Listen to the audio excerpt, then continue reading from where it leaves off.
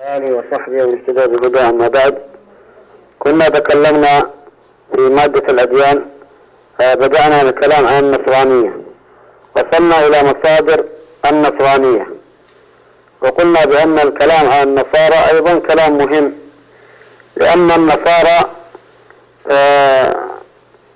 هم كذلك أعداء للمسلمين، وعداؤهم شديد، ليسوا أشد عداء بالتأكيد من اليهود، ولكن الجميع أصبحوا الآن يعني عداؤهم واضح.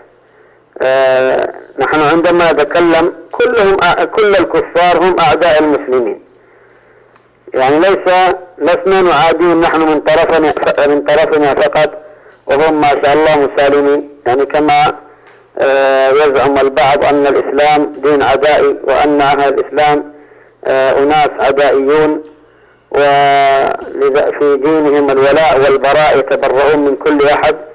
هذا الأمر ليس عندنا فقط، حتى اليهود يتبرؤون من كل أحد، وحتى النصارى يتبرؤون من كل أحد، وهم بينهم عداء فيما بينهم. ولماذا النصارى يقاتلون المسلمين؟ ولماذا يخططون ويتآمرون على الإسلام والمسلمين من الزمن الماضي إلى يومنا هذا؟ الحروب الصليبية من الزمن الماضي إلى يومنا هذا، لماذا؟ لأن هذا شيء ليس مستغرب.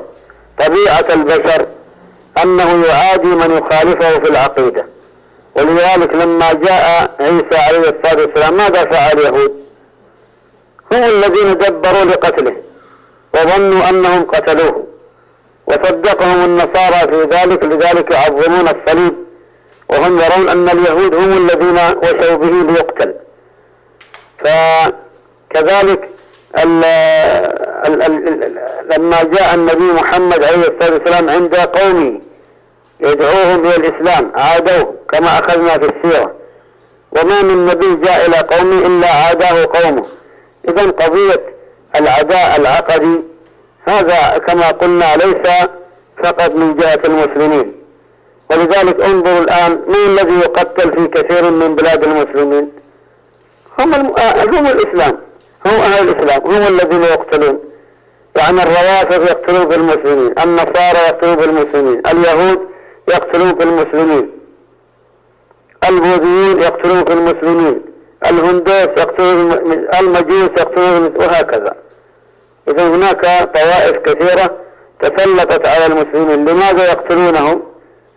طيب لو قالوا لأن المسلمين عندهم عداء لغيرهم، طيب سننظر إلى الأماكن التي فيها أهل الإسلام أصلا من المستضعفين تماما. يعني الآن في أفريقيا الوسطى لماذا يقتلون المسلمين وهم مستضعفين تماما؟ فكما قلنا هذه مغالطة. ليس هناك إنسان يعتقد اعتقاد إلا ويعادي من خالف هذا الاعتقاد. أما قضية، وهذا الغالب، إن كان مخلص لاعتقاده فهو يعادي غيره، لأني كوني أعتقد أن هذا هو الحق إذن أنا أكره من كان على الباطل. وطبيعة وفطرة الإنسان أنه يحب الحق ويكره الباطل، باختلاف كما قلنا توجهات الناس ما هو الحق وما هو الباطل. يعني النصارى يرون أنفسهم على الحق ونحن على باطل، اليهود يرون أنفسهم على حق وبقية على باطل، وهكذا. فبالتالي إذا من هو الذي على الحق ومن هو الذي على الباطل؟ نحن بحفظ الله عندنا مصدرنا الذي يعلمنا ذلك. يعني القرآن هو كلام الله عز وجل بلا شك ولا ريب، ليس عندنا أدنى شك في أن هذا هو كلام الله عز وجل. لماذا؟ لأنه يختلف عن كلام البشر كلهم. هم تطلعوا في كتب الدنيا كلها، لا يوجد أسلوب كمثل القرآن. كتب الدنيا كلها يوجد عليها المؤلف، إلا القرآن لم يدعي أحد أنه ألفه. الله يقول إنا نزلنا الذكر وإنا له لحافظون. إذن لم يدعي أحد أنه هو الذي قاله وتكلم به، إلا الله عز وجل هو الذي أخبرنا به، فهو فعلا كلام الله عز وجل. فلننظر في القرآن دعانا إلى أشياء، أمرنا بأشياء، فنحن ننفذ أوامر الله عز وجل موجودة ونحن ننفذ. فمن خالفها فهو كافر. الله أخبرنا أن اليهود كفار، الله أخبرنا أن النصارى كفار، الله أخبرنا أن من دعا غيره كفر، الله أخبرنا أن من ادعى علم الغيب فهو كافر، وهكذا. فنحن طبقنا ما ذكره الله في كتابه وما علمنا إياه النبي عليه الصلاة والسلام في سنته، فعرفنا من هو المحق ومن هو المبطل. هذا هو. وبالتالي لسنا في شك. يعني المسلم للأسف بعض المسلمين الجهلة الذي يقول والله أنا احترت ما أدري من هو الذي على الحق ومن هو الذي على الباطل، نقول احذر، هذا الكلام كفر برب العالمين. من نواقض لا إله إلا الله الشك في كفر الكفار وعدم تكفيرهم. هذا هو. عندما يقول الإنسان والله أنا سأسير على الإسلام كما تربيت وولدت على هذا، ولكني لا أدري هل اليهود على ضلال أم لا، ولا أدري النصارى، يمكن نكون نحن على ضلال. مثل هذا الكلام كفر برب العالمين عز وجل. يجب على المسلم أن يعتقد اعتقاد جازم بأن الإسلام هو دين الحق. ولذلك ما معنى أشهد أن لا إله إلا الله؟ هل يأتي الإنسان يشهد على شيء ظني؟ يعني يأتي إنسان نقول له فلان يدعي على فلان 1000 أنه أعطاه 1000 ريال، وجاء بك تشهد على هذا، قال أنا أشهد. تشهد على ماذا؟ أنه أعطاه 1000؟ قال ما أدري والله هو أعطاه ولا ما أعطاه، لكن أنتم تقولوا هو أعطاه. هذا ما ينفع. الشهادة يعني معناها أن تقول نعم أنا أجزم، أنا رأيت فلان أعطى فلان كذا وقال كذا وسمعت منه وإلى آخره. فلا يكون كلمة شهادة إلا على شيء جازم. ولذلك عندما أقول أشهد أن لا إله إلا الله، فأنا أعتقد اعتقاد جازم أنه لا معبود بحق إلا الله. ننظر للطوائف الأخرى يعبدون غير الله عز وجل، فالنصارى تعبد عيسى، واليهود يعبدون عزير، والروافض يعبدون آل البيت، الأئمة من آل البيت، وهكذا والعياذ بالله.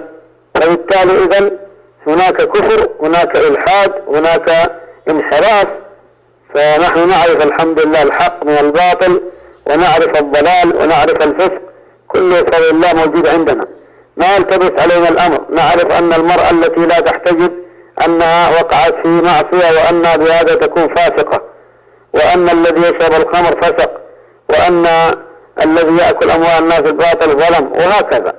فنحن نعرف الحق الحمد لله من الباطل، ما التبس علينا، واضح. فبالتالي ضلال بعض الناس الذين يزعمون بأن العداء منطلق من المسلمين فقط، هؤلاء فقط يريدون صد الناس عن الإسلام وتشويه سمعة الإسلام فقط، كما كانت قريش تقول عن النبي صلى الله عليه وسلم ساحر، وتقول عنه كاهن، وتقول كذاب، وهم يعلمون أنه ليس بكذاب ولا ساحر ولا كاهن ولا شاعر، يعلمون يقينا هذا، ولكنهم يعني كما قال الله جل وعلا فإنهم لا يكذبونك ولكن الظالمين بآيات الله يجحدون.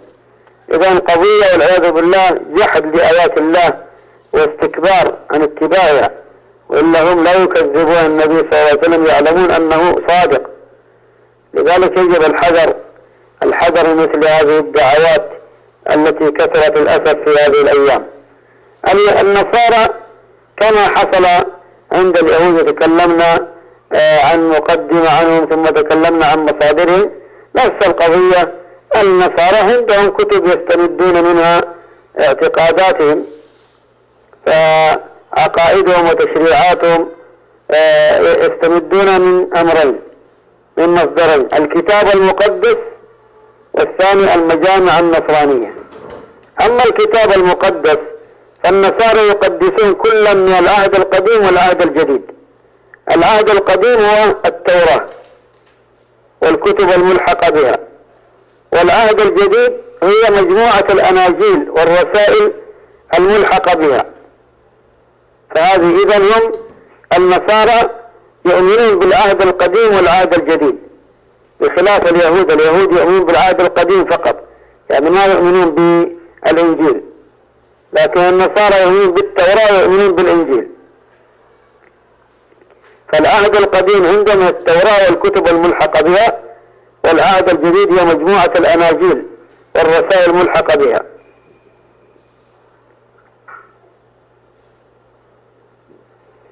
وطبعا مجموعة الأناجيل هذه تتضمن دعوة المسيح عليه الصلاة والسلام وتاريخه وشيئا من دعوة أوائل النصارى، يعني كأنه كتاب تاريخي ليس كتاب وحي جاء من عند رب العالمين عز وجل.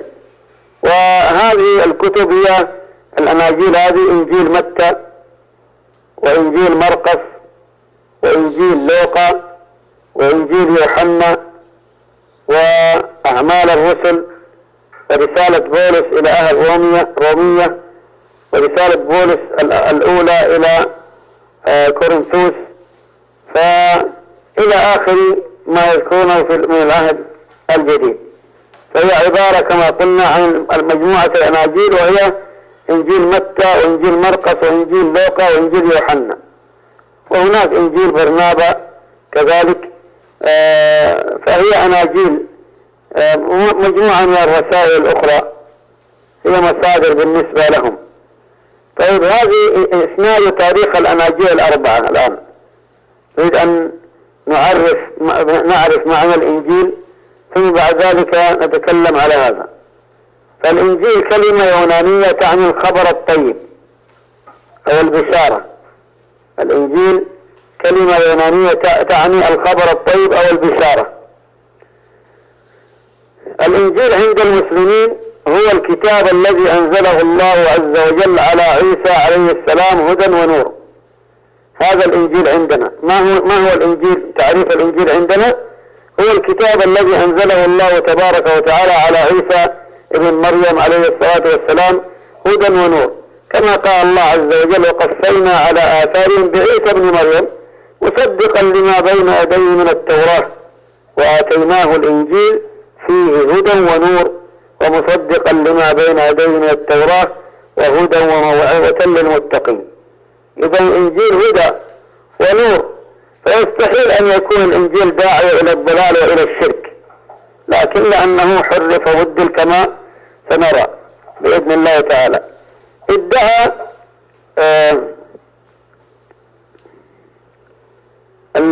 طبعا بالنسبة للإنجيل عند النصارى يختلف.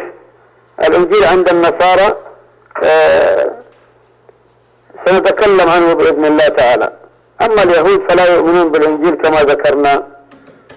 المسيح بن مريم دعا بني إسرائيل الأخذ بالإنجيل والإيمان به، دعاهم الأخذ بالإنجيل والإيمان به لأنه من عند الله عز وجل، حتى أن أناجيلهم المحرفة هذه تتكلم عن هذا.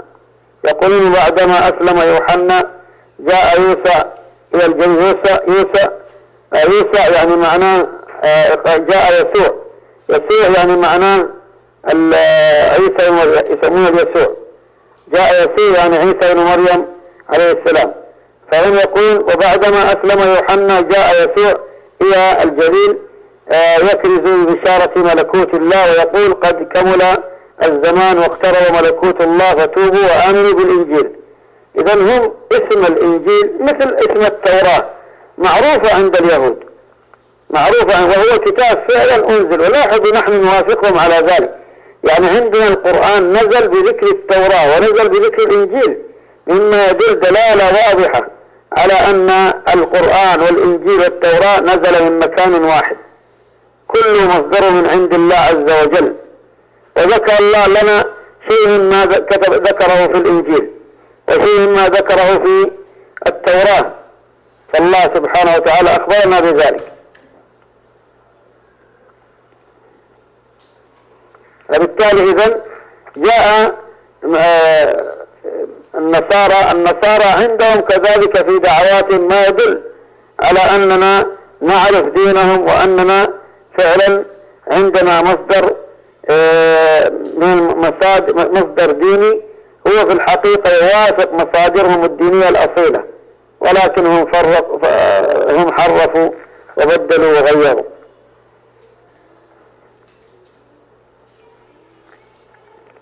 فبالتالي النصارى يعرفون أن هناك إنجيل لله تبارك وتعالى أنزله وأعطاه لعيسى بن مريم، لكن هذا الإنجيل الذي أنزله الله عز وجل لا يعرف النصارى عنه شيء، ولا يوجد في أيدي النصارى اليوم. وهم أنفسهم يعترفون بذلك، هم أنفسهم يعترفون بهذا. فلو سئلوا أين الإنجيل الذي أنزل على عيسى عليه الصلاة والسلام، الإنجيل الذي نزل من عند الله على عيسى عليه الصلاة والسلام، أين الإنجيل هذا؟ والأناجيل التي عندكم ما هي مصدرها ومن أين جاءت؟ ما يستطيع الجواب، ما يستطيع الجواب، ما عندهم إجابات مقنعة على هذا إلا مجرد دعوات، مجرد دعاوى من عندهم يتحدثون بها، ليس عندهم أدلة على هذا الكلام.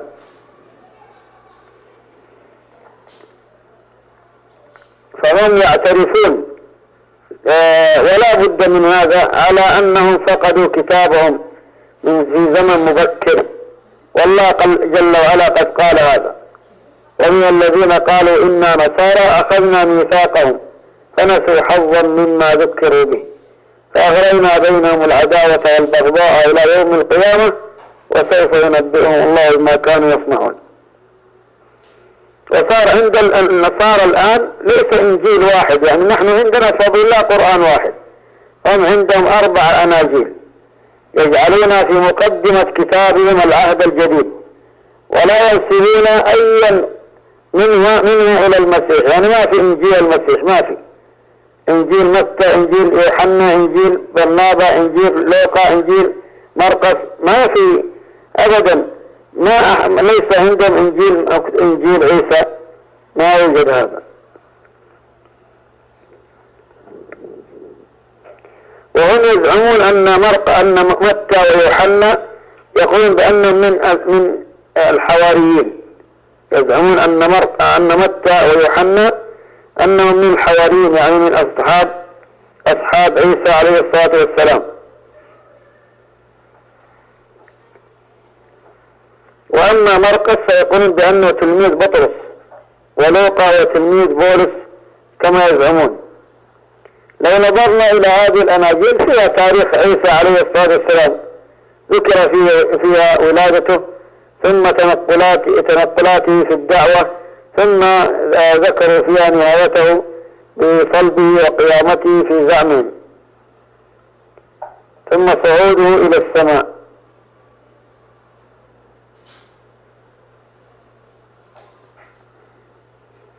إذن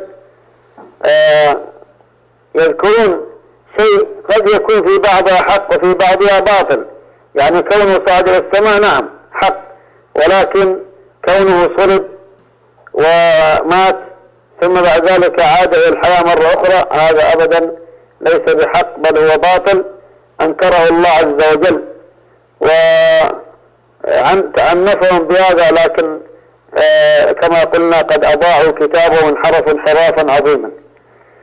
فهذه الكتب 4 الأناجيل تحتوي على مواعظ منسوبة إلى عيسى عليه الصلاة والسلام، وخطب ومجادلات مع اليهود، ومعجزات كان يظهرها للناس دليلا على صدقه في أنه مرسل من الله عز وجل.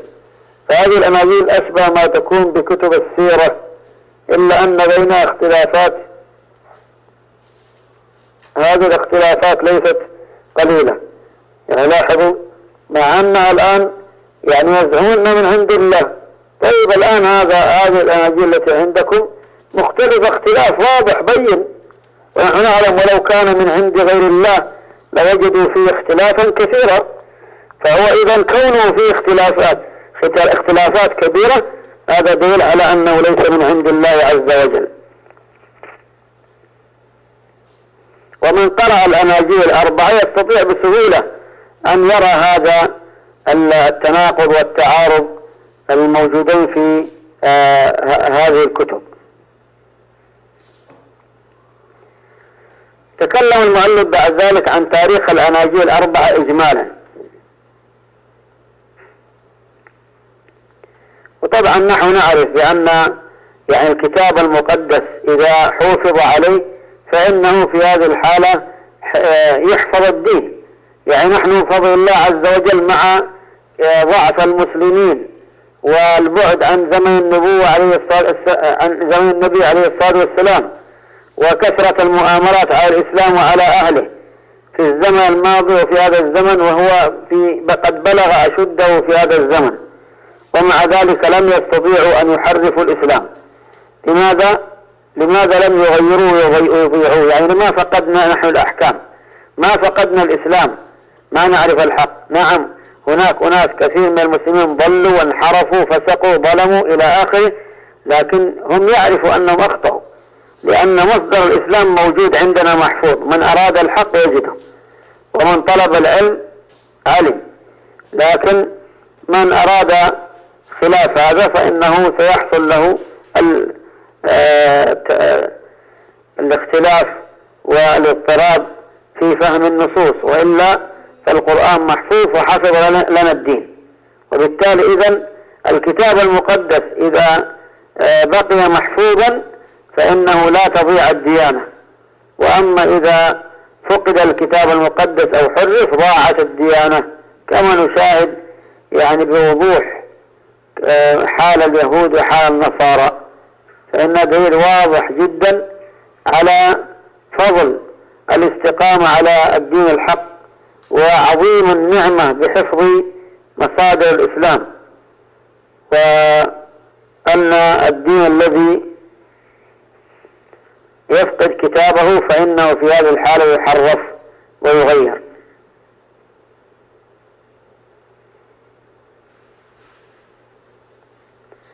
إذا صحة الإسناد بعدالة رواة الأخبار وضبطهم وعدم انقطاعه هو السبيل الذي يمكن به وصول هذه الكتب اللي هي الكتب الدينية إلى الناس. يعني نحن بفضل الله عز وجل إلى يومنا هذا يوجد عند كثير من طلبة العلم وحفاظ القرآن أسانيد إلى النبي صلى الله عليه وسلم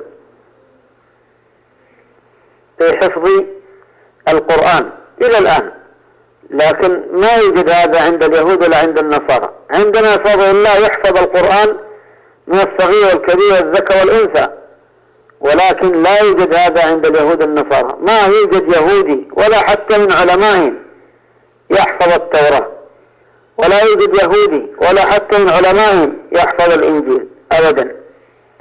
ولكن عندنا بفضل الله عز وجل أهل الإسلام أعداد كثيرة في العالم الإسلامي تحفظ القرآن حفظا متقنا، وأعداد يعني إن لم تكن تحفظ القرآن كاملا فإنها تحفظ الكثير منه وتفهمه، وأعداد يعني حتى من العجم بفضل الله عز وجل يحفظون القرآن، ولقد يسرنا القرآن للذكر فهل من مدكر. وبالتالي ما يوجد كما قلنا لا يوجد أمة من الأمم يحفظون كتابهم كما وجد في أمة الإسلام التي حفظت كتابها وحافظت عليه. كذلك أيضا نحن لو نظرنا إلى الحديث النبوي لوجدنا بفضل الله أن سنة النبي عليه الصلاة والسلام أيضا محفوظة. لكن لو نظرنا إلى تاريخ النصارى وسألنا عن إسناد هذه الأناجيل إلى من يعني إلى هل هناك أسانيد إلى من تنسب إليه، هل يمكن أن يجدوا؟ لا نجد ذلك أبدا. لا نجد عند اليهود أسانيد ولا عند النصارى أسانيد. ما عرف هذا إلا في أمة محمد عليه الصلاة والسلام.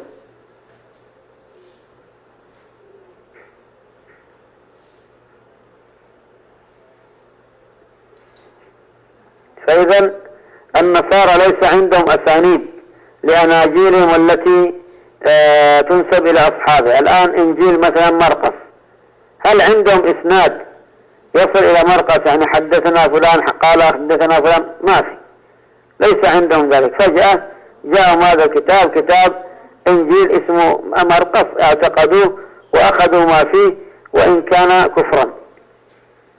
كفرا. لماذا؟ لأنهم أضاعوا أصلا كتابهم الذي أنزله الله تبارك وتعالى على عيسى عليه الصلاة والسلام. حتى الرسائل الأخرى ليس عندهم كذلك أسانيد في صحيحة تثبت أنها لأصحابها.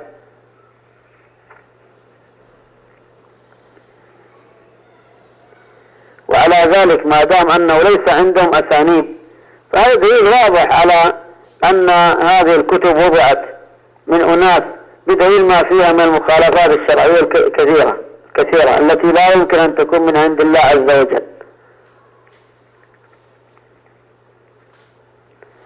وطبعا النصارى لما احتكوا بالمسلمين ورأوا أن أهل الإسلام يطعنون في دينهم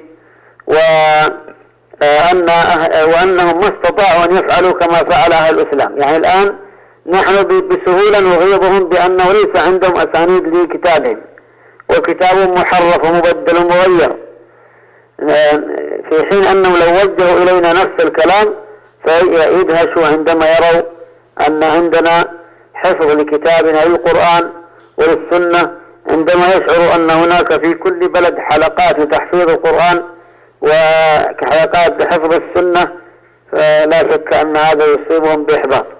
ولذلك حاول النصارى أن يجدوا لهذه الكتب إسناد أو حتى إخبار عنها في كلام المتقدمين منهم يتفق مع الزمن الذي يزعمون أنها كتبت فيه، ولكن لم يوفقوا في هذا.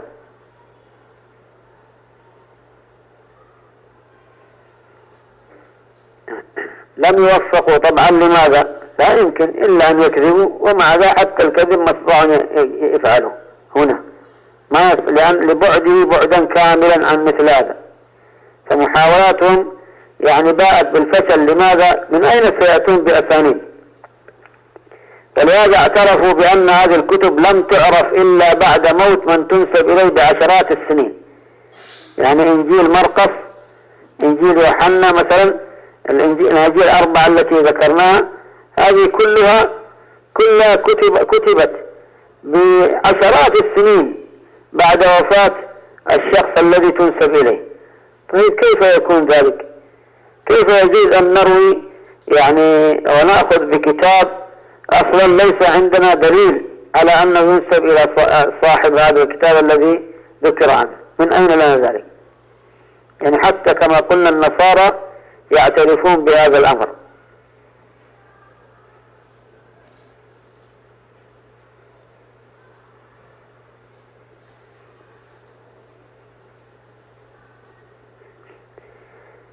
بعد ذلك تكلم المؤلف عن الكنيسة الأولى،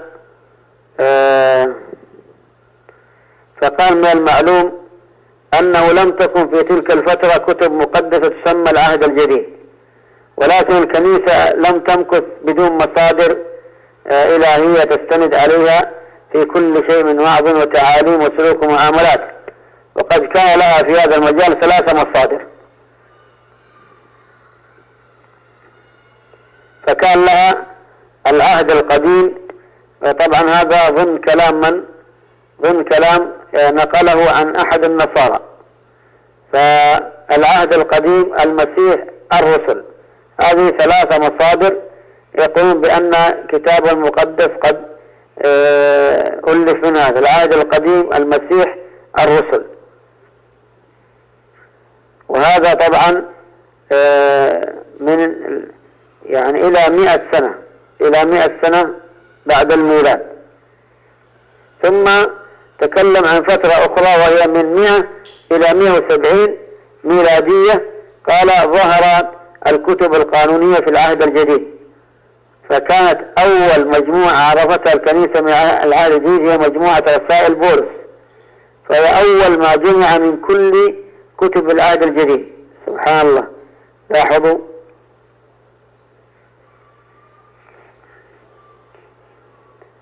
لاحظوا الآن نحن كل هذا بعد 100 سنة من موت المسيح، من ميلاد المسيح، بعد 100 سنة من ميلاد المسيح.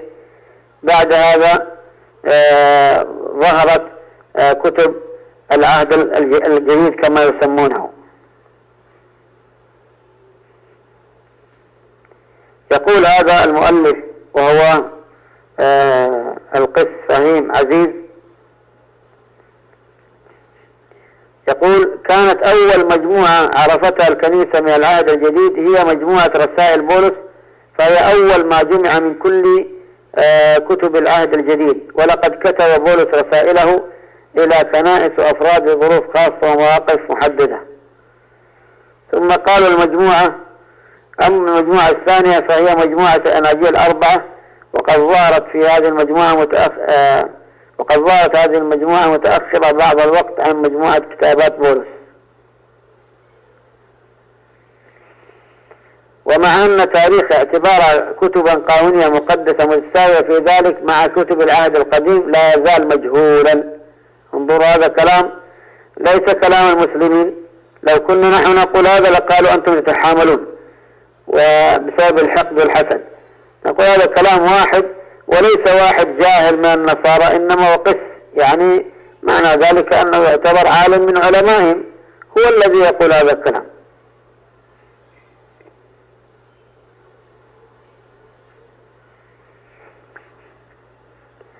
فيقول أما المجموعة الثانية فهي مجموعة الأناجيل 4، وقد ظهرت هذه المجموعة متأخرة بعض الوقت عن مجموعة كتابات بولس.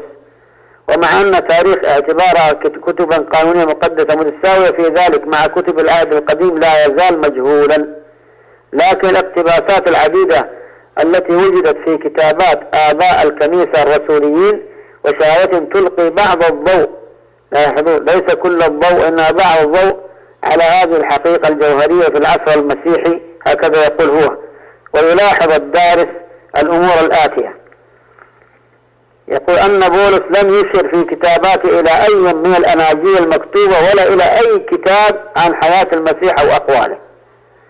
انظروا الآن بولس هذا ما ذكر أي أنجيل من الأناجيل المكتوبة، يعني معناه أن الأناجيل هذه وجدت بعد بولس، أنجيل متى ويوحنا ولوقا ومرقس.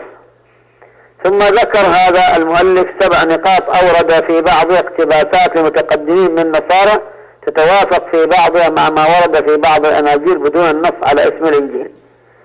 وأهم ما ذكر من الملاحظات هي قوله في الملاحظتين 7 و8 يقول: أما جاسن، وبدأ يذكر بعض الأسماء الذي كان سامريا يونانيا تحول المسيحية ودرس في روما واستشهد حوالي، لاحظوا، 165 ميلادية. فيؤخذ من كتاباته أنه قد عرف الأناجيل 4 مرتبطة معا، مع أنه لم يكشف النقاب عمن جمعها ولا في أي مكان جمعت، وهو يصفها عندما يذكرها في دفاعه ضد الاثنين بأنها الذكريات. لاحظوا، ذكريات. ولكنه عندما كان يكتب المسيحيين كان يقول عن الرسل: هم أولئك الذين كتبوا ذكرياتهم عن كل الأشياء التي تختص بيسوع المسيح المخلص. ثم يقول مرة أخرى: الذكريات التي عملها الرسل التي تسمى الإنجيل.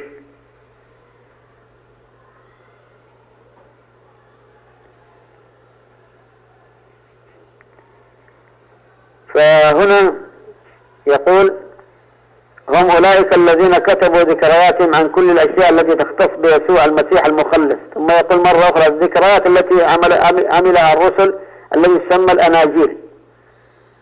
وكذلك أيضا في الموضع الثاني يقول: أما الشاهد الأخير فهو الدياطسر الذي كتبه تاتيان، وأراد أن يجمع فيه الأناجيل 4 معا في إنجيل واحد. وقد أضاف تاتيان هذا بضعة كلمات للمسيح لا توجد في هذه الأناجيل، ولكنها أخذت من كتب أخرى، وهو بذلك يشهد أن ال4 الأناجيل وجدت معا، ولكن إضافته مجرد اقتباسات لا تدل على أنه كان يعتبر أن هناك كتبا أخرى تضارعها في سلطانها وقداستها.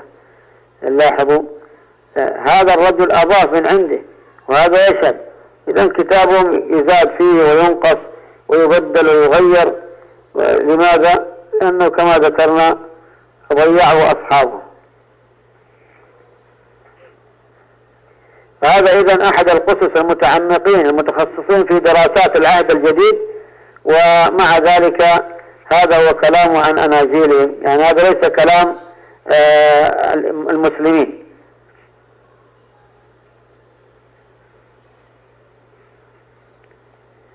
ثم نقل كذلك يعني كلام مجموعة من المتخصصين النصارى عن أناجيلهم، وذلك في المدخل إلى العهد الجديد. ماذا يقول؟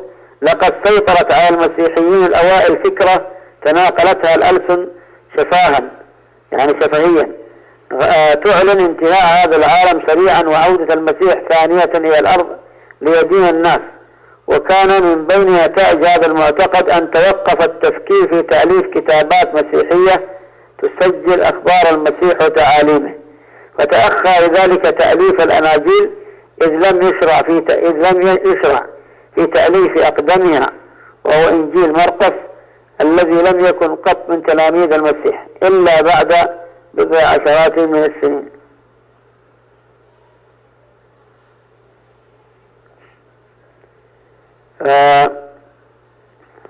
لاحظوا، وكان بين تاج هذا المعتقد أن توقف التفكير في تأليف كتابات مسيحية تسجل أخبار المسيح وتعاليمه، فتأخر لذلك تأليف الأناجيل. لاحظوا، فتأخر لذلك تأليف الأناجيل إذ لم يشرع في تأليف أقدمها، وهو إنجيل مرقس الذي لم يكن قط من تلاميذ المسيح. طيب ما كان من تلاميذ المسيح، من أين أخذ هذا الكتاب؟ قال إلا بعد بضع عشرات من السنين. يعني هم الآن هؤلاء أناس نصارى متخصصين يعترفون أن هناك انقطاع بين عيسى عليه الصلاة والسلام وبين الذين كتبوا الأناجيل، فمن أين جاءوا بها؟ لقد كانوا يؤمنون بنهاية العالم وعودة المسيح سريعا إلى الأرض قبل أن يكمل رسله التبشير في مدن إسرائيل، وهي عملية لا تستغرق أكثر من عدة أشهر أو بضع سنين على أكثر تقدير.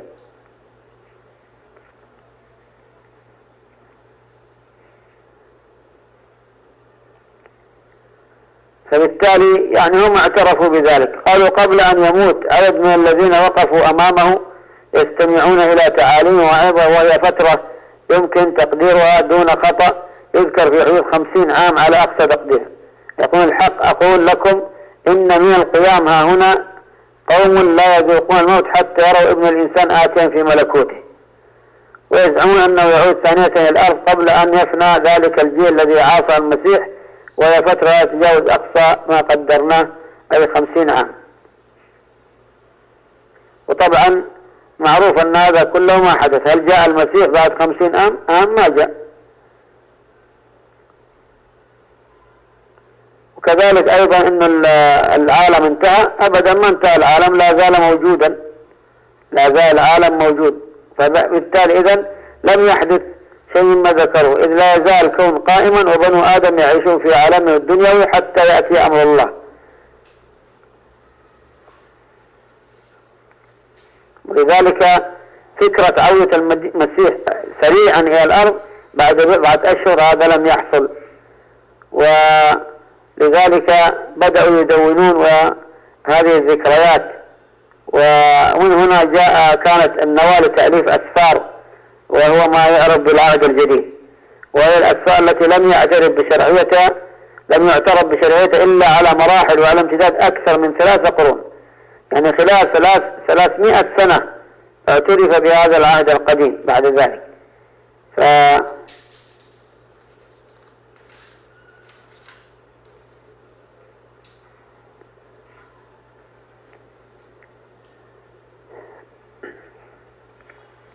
وبالتالي إذن كلمة قانون اليونانية مثل كلمة قاعدة في العربية قابلة لمعنى مجازي يراد به قاعدة للسلوك أو قاعدة للإيمان، وقد استعملت هنا للدلالة على جدول رسمي للأسفار التي تعدها الكنيسة ملزمة للحياة والإيمان. ولم تندرج هذه الكلمة بهذا المعنى في الأدب المسيحي إلا منذ القرن الرابع. وكانت السلطة العليا في أمور الدين تتمثل عند مسيحي الجيل الأول في مرجعين: العهد القديم، وكان الكتبة المسيحيون الأولون يستشهدون بجميع أجزائه على وجه التقريب استشهادهم بوحي الله. وأما المرجع الآخر الذي نمى نموا سريعا فقد أجمعوا على تسميته أقوال الرب، ولكن العهد القديم كان يتألف وحده من نصوص مكتوبة، وأما أقوال الرب وما كان يبشر به الرسل فقد تناقلت ألسنة الحفاظ مدة طويلة، يعني لم يكتب. ولم يشعر المسيحيون الأولون إلا بعد وفاة آخر الرسل بضرورة كل من تدوين أهم ما علمه الرسل وتولى حفظ ما كتبه. والمسيحيين يبدو أنهم حتى ما يقارب من السنة 150 ميلادية تدرجوا من حيث لم يشعروا بالأمر إلا قليلا جدا إلى الشروع في إنشاء مجموعة جديدة من الأسفار المقدسة. إذن يعني من خلال هذا السرد الآن نعرف أن هؤلاء يعني باختصار نعرف أن الله أنزل كتابا على المسيح سماه الإنجيل، وهم يعترفون بذلك، ودعا المسيح عليه السلام الناس إلى الإيمان به، وذكره أوائل النصارى كما ذكره بولس في رسائله. يعني إذن يعرفون أن هناك كتاب مقدس. أن النصارى أنفسهم لا يعرفون شيئا عن مصير ذلك الإنجيل ولا أين ذهب. وكذلك أنه كانت هناك روايات شفوية ووثيقة مشتركة متداولة كان يتناقلها الحواريون ودعاة النصارى الأوائل، ويعتقد أنها كانت المصدر الأساسي لأوجه الاتفاق بين الأناجيل. وطبعا هذه يمكن أن تكون هي الإنجيل، يعني شيء مما حفظوه من الإنجيل، ولكن كما قلنا حرف وبدل وغير. والنصارى لم يدونوه مجموعة واحدة، كما أنهم لم يميزوه عن غيره من الروايات مما جعله غير محدد، ولا يستطيع أحد الجزم والاعتقاد بشيء من النصوص أنها يعني من الإنجيل. وهذا مصداق ما قال الله عز وجل: ومن الذين قالوا إنا نصارى أخذنا ميثاقهم فنسوا حظا مما ذكروا به. كذلك أيضا نلاحظ أن المتقدمين من النصارى لم يشيروا إلى الأناجيل الأربعة. هذا مهم جدا. المتقدمين النصارى ما كانوا يعرفوا شيء عن الأناجيل الأربعة، فكيف تصبح هذه الأناجيل المقدسة؟ ولم يذكروها البتة. فبولس على كثرة رسائله لم يذكرها في رسائله أبدا. وكذلك لم يذكرها سفر أعمال الرسل الذي ذكر دعاة النصارى الأوائل. وهذا يدل على أن هذه الكتب لم تكن موجودة في ذلك الزمن، وأنها ألفت وكتبت بعد ذلك. فأول من ذكر مجموعة من الكتب المدونة ذكرا صريحا هو جاستون الذي قتل عام 165 ميلادية. وطبعا هذا لا يدل صراحة على الأناجيل الأربعة نفسها. وأما أول محاولة للتعريف بها ونشرها فكانت عن طريق تاتيان الذي جمع الأناجيل الأربعة في كتاب واحد سماه اديان في الفترة من 166 إلى 170 ميلادية. إذن هذه الفترة التي كتبت فيها الأناجيل الأربعة، يعني بعد ميلاد المسيح ب166 سنة. 160 سنة لو قلنا منها مثلا، لو قلنا 30 أو 40 سنة للمسيح مثلا في الأرض مثلا، فإذا هي بالتأكيد يعني أكثر من 120 سنة. أكثر من 120 سنة الكتاب المقدس عندهم لا يعرفون عنه شيء. وبالتالي أول تاريخ هو 166 ميلادية، وهذا هو التاريخ الذي يمكن أن يعزى إليه وجود هذه الكتب، وهو تاريخ متأخر جدا عن وفاة من تنسب إليه، لأنهم جميعا ماتوا قبل نهاية القرن الأول. ثم كذلك بعد التاريخ هذا هو 170 ميلادية أي القرن الرابع الميلادي لم تكن الأناجيل الأربعة وحدها هي الموجودة، بل كان هناك أناجيل كثيرة موجودة منتشرة ربما تبلغ 100 إنجيل، ولم يكن لأي منها صفة الإلزام والقداسة.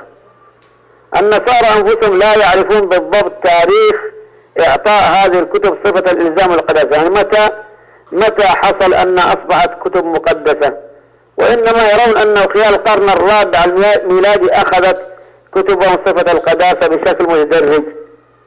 النصارى لا يملكون السند لكتبهم ولا يعرفون مصدرها الحقيقي.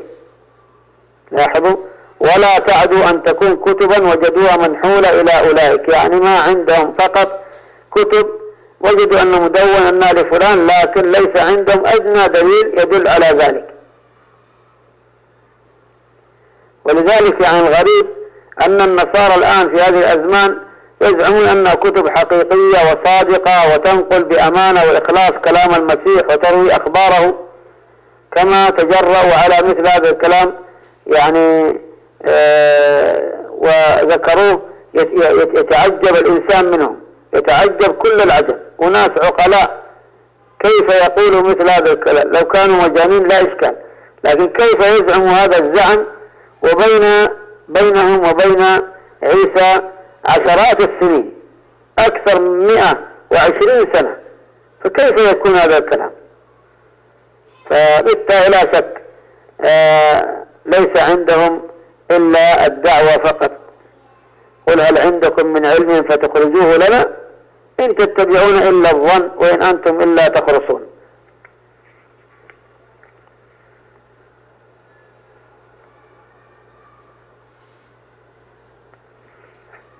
ولذلك نقول بأن هذا يعني الآن لاعتراف النصارى أنفسهم. النصارى أنفسهم هم الذين ذكروا هذا، وأن الأناجيل هذه إنما أخذت صفة القداسة في القرن الرابع. إذا كان يعني بعد 400 سنة من ميلاد المسيح، إذا هذا أمر بالتأكيد دليل واضح على تحريف كتابهم، وأنهم فقدوا كتابهم الذي يزعمون الآن أنه الكتاب المقدس. وسيأتي الكلام إن شاء الله بعد أن نتكلم الآن بشكل إجمالي على الأناجيل وأن لا تثبت، سيتكلم على الأناجيل الأربعة بالتفصيل، وهي الكتب المقدسة عندهم. نسأل الله الجميع التوفيق والسداد، وصلى الله وسلم على محمد وعلى آله وصحبه، وجزاكم الله خيرا، بارك فيكم، والسلام عليكم ورحمة الله وبركاته.